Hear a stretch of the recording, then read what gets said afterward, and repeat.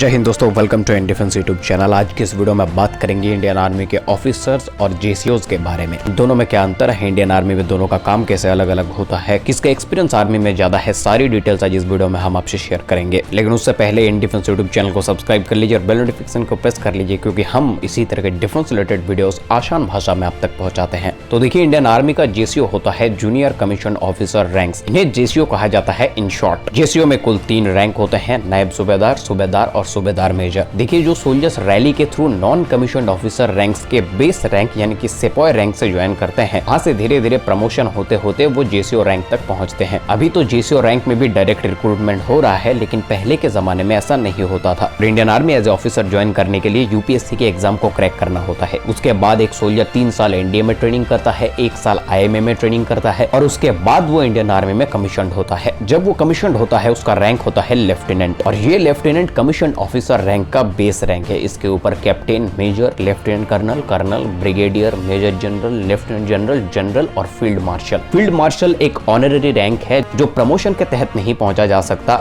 Indian army में JCO जो होते हैं वो कमांड करते हैं एक प्लेटून को। प्लेटून के ऊपर आता है एक राइफल या फिर कंपनी, जिनको कमांड करता है मेजर या फिर लेफ्टिनेंट कर्नल रैंक के एक ऑफिसर। इंडियन आर्मी में एक बटालियन को कमांड करता है कर्नल रैंक के ऑफिसर, ब्रिगेड को कमांड करता है ब्रिगेडियर, डिवीजन को कमांड करता है मेजर जनरल, कोर को कमांड करता है लेफ्टिनेंट जनरल। लेकिन ये पूरे के पूरे स्ट्रक्चर में बटालियन, ब्रिगेड, डिवीजन, कोर जितने ऑफिसर्स होते हैं उससे ज्यादा जवान और जेसीओज होते हैं। इंडियन आर्मी में एक ऑफिसर को बनाने वाला जेसीओ ही है, जिन्हें उस्ताद कहा जाता है। इंडियन इंस्ट्रक्टर होता है जेसीओज, जो कैडेट को नींव से मजबूत बनाता है और उसे एक इंडियन आर्मी का ऑफिसर बनाता है। इंडियन आर्मी के किसी भी ऑफिसर से आप पूछ कर देख लीजिएगा, उसको ऑफिसर बनाने वाला है कौन? उसको ऑफिसर बनाने वाला है एक जेसीओ। इंडियन आर्मी में जब नया lieutenant, major, captain army join करता है, उनका उम्र क्या होता है उस वक्त? 22 से 32 साल के बीच में। लेकिन उसके साथ जो जेसीओज रहता है उनकी उम्र 40 से 45 साल का होता है। जो 17-18 साल की उम्र से सिपाही रैंक में काम कर रहा है इंडियन आर्मी में, उनका एक्सपीरियंस इंडियन आर्मी में 25 से 27 साल का है। और एक कैप्टन का उम्र क्या है? 25 साल। जितना उसका उम्र है एक जेसीओ साहब तो उतना दिन नौकरी कर चुका है आर्मी में। कॉम्बैट की बात कर लीजिए या फिर ड्यूटी का बात कर लीजिए, जेसीओ का जो एक्सपीरियंस है वह बहुत ज्यादा होता है एक न्यू